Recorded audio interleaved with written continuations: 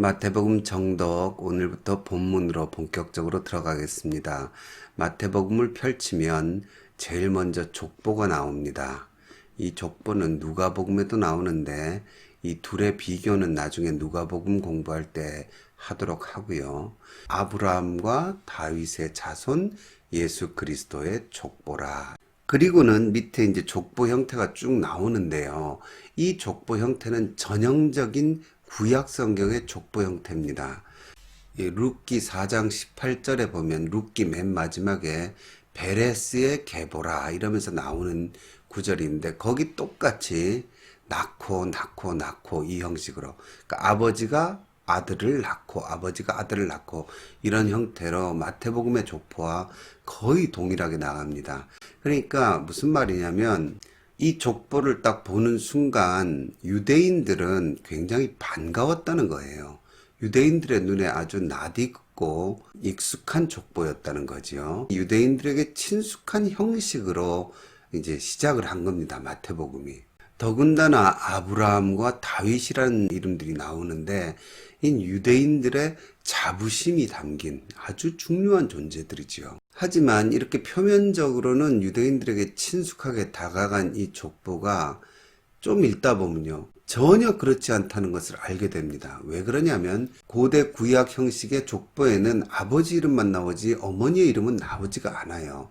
그래서 아버지가 그 아들을 낳았다 이런 식으로 이제 나가는데 이 족보도 마찬가지입니다. 주로 아버지들이 이름들이 나오고 아들이 나오는데 거기에 유독 5명만 따로 떼어서 마태 선생님이 이 어머니의 이름을 넣고 있습니다. 여인의 이름을 넣고 있죠. 근데 그 여인들이 다 들으면 약간 소름이 돋을 만큼 많은 사연을 가진 여인들이에요. 그 5명의 여인들이 누구냐? 다말, 라합, 룻, 우리아의 아내, 그리고 마리아지요. 구약을 아시는 분들은 그 사연들을 다 아시겠지만요. 이 다말이 누굽니까? 시아버지와의 관계에서 자식을 낳고 그 자식에게서 다윗 자손이 이어져 온 거예요. 이 다말이 시아버지를 유혹하기 위해서, 물론 다말도 사연이 있었죠. 근데 여하튼 간에 시아버지를 유혹하기 위해서요, 과부의 복장을 벗고 창녀의 너울을 씁니다. 그러니까 창녀로 분장을 해요. 그리고 유다도 못된 인간이지요. 창녀를 보고는 못된 짓을 하고 며느리인 줄은 모르고요. 그렇게 해서 자식을 낳고는 이 족보를 이어갑니다. 근데 여러분, 유다라는 존재는 말 그대로 유다인이에요. 유다인들의 대표예요. 야곱이 죽기 전에 넷째 아들인 유다에게 예언을 하면서 굉장히 좋은 예언을 합니다. 너는 형제들의 찬송이 될지니라. 규가 너를 떠나지 아니하고 통치자의 지팡이가 너를 떠나지 않는다. 그리고는 실로가 오시기까지 할 것이다. 네 가문에서 왕이 나오고 메시아가 올 거다. 이런 이제 예언을 한 거예요. 그 옛날에 야곱이. 그리고는 나중에 누가 왔냐면 다윗 왕이 태어나죠. 거기서. 그러니까 이스라엘 사람들의 자부심인 다윗 왕, 그 다윗 왕이 그 유다 지파에서 태어났고 유다 지역에서 다스렸기 때문에 그 예수님 당시에도 그랬고 지금까지도 자기들을 뭐라고 정체성을 가지고 있습니까?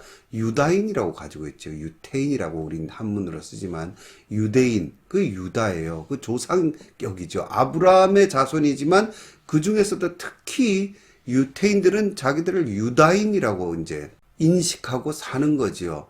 근데 그 자부심의 근원이 되는 조상인 유다가 여기서 갑자기 다말과 딱 이어지면서 사람들이 눈이 번쩍 떠지는 겁니다. 누구랑 못된 짓을 해서 애를 낳았느냐? 자기 며느리랑 못된 짓을 했다. 그 다음에요, 이 라합이 나오죠. 라합은 우리가 잘 아는 대로 여리고의 기생이었어요. 그러니까 당연히 일단 이방 여인이에요. 유태인들이 얼마나 그 순혈을 섞이지 않은 걸 자랑합니까? 그런데 라합은 다윗 왕의 고조모예요. 근데 이방 여인이에요. 근데 더더군다나 우리가 잘 아는 대로 라합을 어떻게 부릅니까? 기생 라합이라고 부르죠. 이게 상당히 그래도 온화하게 번역을 한 겁니다. 이 기생이라는 표현이 히브리어로 자나입니다. 이 자나라는 말은 말 그대로 창녀예요. 그러니까 말 그대로 몸을 파는 여자를 자나라 그럽니다. 음녀라고 번역을 많이 하죠. 신약 성경에도 보면 기생 라합이 나와요. 히브리서에도 나오고 야고보서에도 나오는데 그때 우리는 기생이라고 번역을 했지만 뭐라고 하냐면 포르네 이렇게 합니다. 어제 들어보신 것 같죠? 이게 포르노 할 때 그겁니다. 그러니까 포르네 라합 이렇게 나오죠. 그 포르네란 말은 말 그대로 창기, 계시록에 보면 17장에 음녀라고 번역을 하죠. 다말도 창기로 변장을 했다 그랬잖아요. 그때도 잔합니다.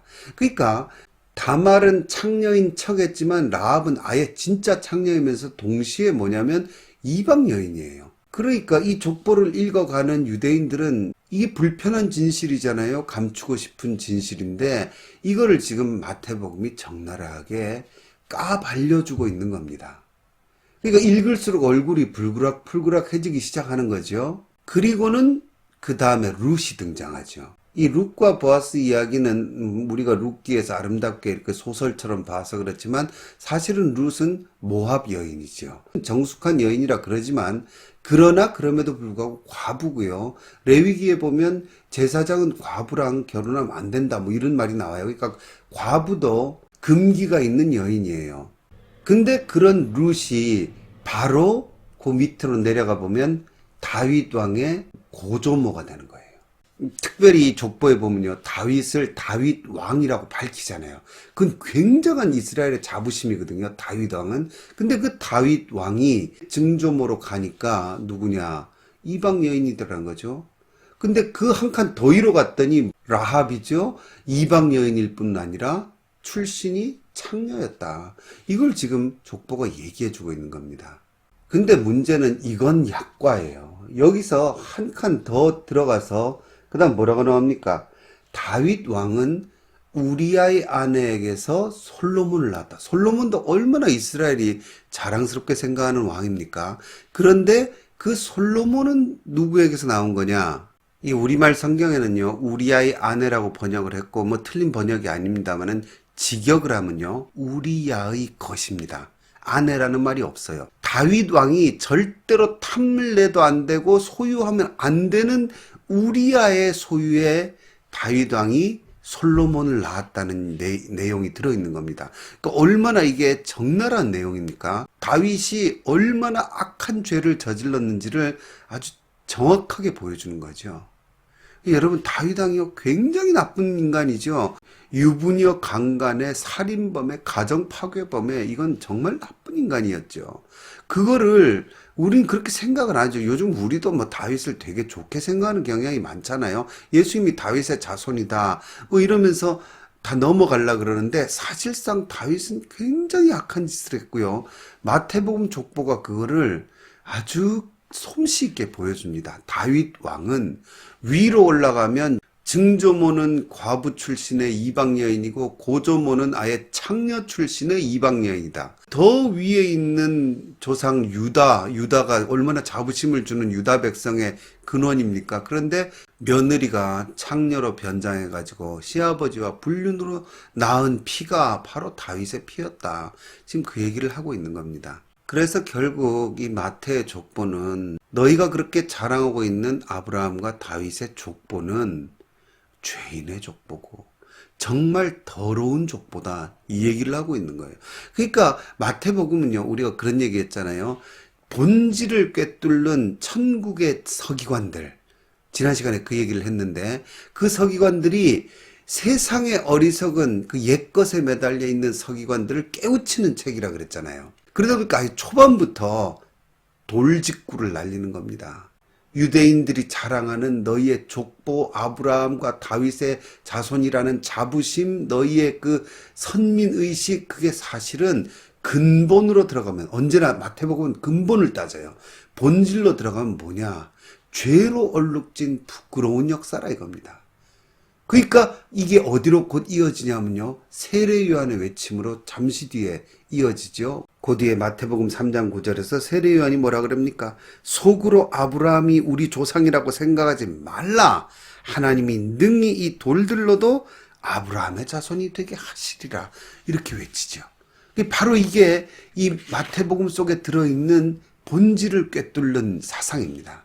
그런데 그럼에도 불구하고 처음에 마태가 어떻게 선언합니까? 이런 아브라함과 다윗의 계보에 예수 그리스도, 즉 메시아 예수님이 오셨다고 연결시키잖아요.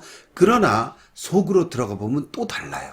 어떻게 다르냐면 아버지가 아들을 낳고 이런 식으로 쭉 왔잖아요. 그러다가 1장 16절에 가면요, 야곱은 마리아의 남편 요셉을 낳았다 이렇게 나옵니다. 아버지가 아들을 낳았다는 형태는 같은데 문제는 뭐냐면 요셉이 예수를 낳았다, 이게 지금까지 오는 형식을 따르면 그렇게 돼야 되는데 그렇게 나오지 않죠.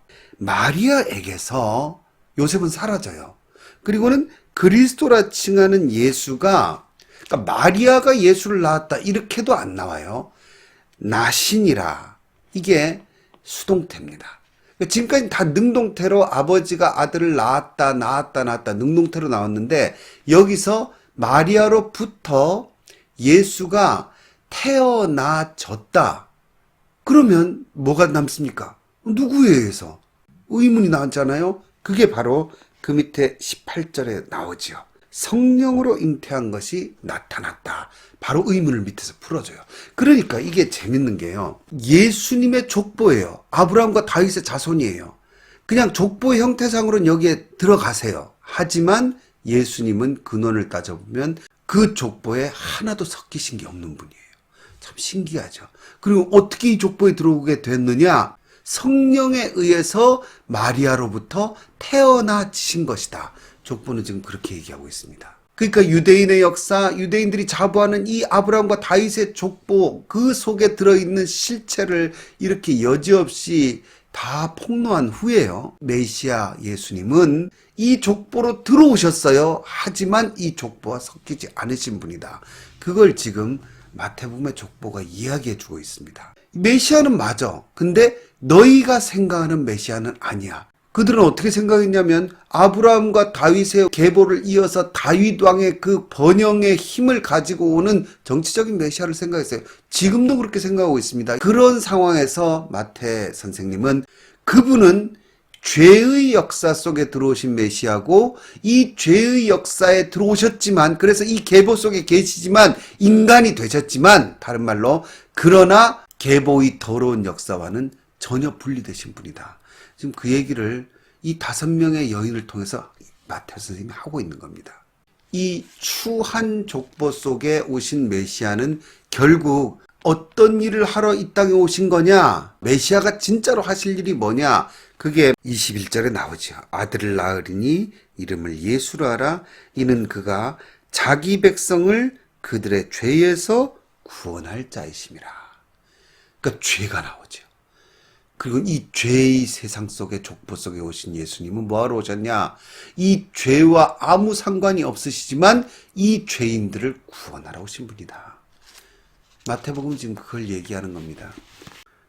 지난 시간에 우리가 살펴봤지만 천국의 제자된 서기관들이 이 땅의 어리석은 서기관들과 유대인들을 깨우치는 게 이 마태복음 속에 들어있어요. 논쟁을 하고 토론을 할 거잖아요. 족보에 나와 있는 이 이야기들이 어쩌면 유대인들의 자부심이나 유대인들의 어리석은 생각을 깨뜨려주는 어떤 첫 번째 매뉴얼이라고 저는 생각합니다. 혹은 전도지였을 수도 있죠. 이 1장의 족보 부분만 보여주면서 유대인들의 실체와 예수 그리스도가 왜 이 땅에 오셨는지에 대한 그 복음의 핵심을 전해주는데, 그러니까 유대인들을 전도하는 거죠.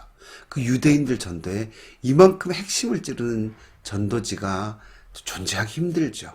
사실 보면요, 뭔가 유리한 거를 교묘하게 해서 교회 부흥과 연결시키려는 것들이 많아요. 뭐 번영신학이라든지 긍정신학이라든지 이런 것들이 그런 부분이 많이 있습니다. 세상 사람들이 좋아하는 거를 이용해서 교회가 부흥한다. 그 신학교에서는요, 이런 얘기도 합니다. 처음 교회가 부흥하려면 처음에는 복을 이야기하고 세상에서 복 받는 얘기들 하고 병이 낫는 얘기들을 하고 하다가 사람들을 모은 다음에 이제 바른 걸 가르치면 된다. 전 직접 그런 얘기를 들었어요.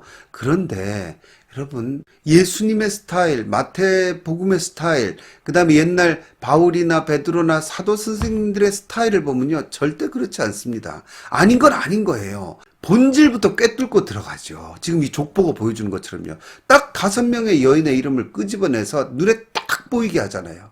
그리고는 너네가 말하고 자랑하는 것들이 사실 얼마나 허탄한 것인지를 지금 까발려주면서 복음을 가지고 이야기하죠. 베드로 선생님, 바울 선생님 기적을 일으켰을 때 사람들이 막 놀라서 뭐 이 제우스가 온 거 아니냐, 헤르메스가 온 거 아니냐 막 하고 난리가 났을 때에 그들이 이걸 이용해서 사람들 좀 모을 수 있겠네.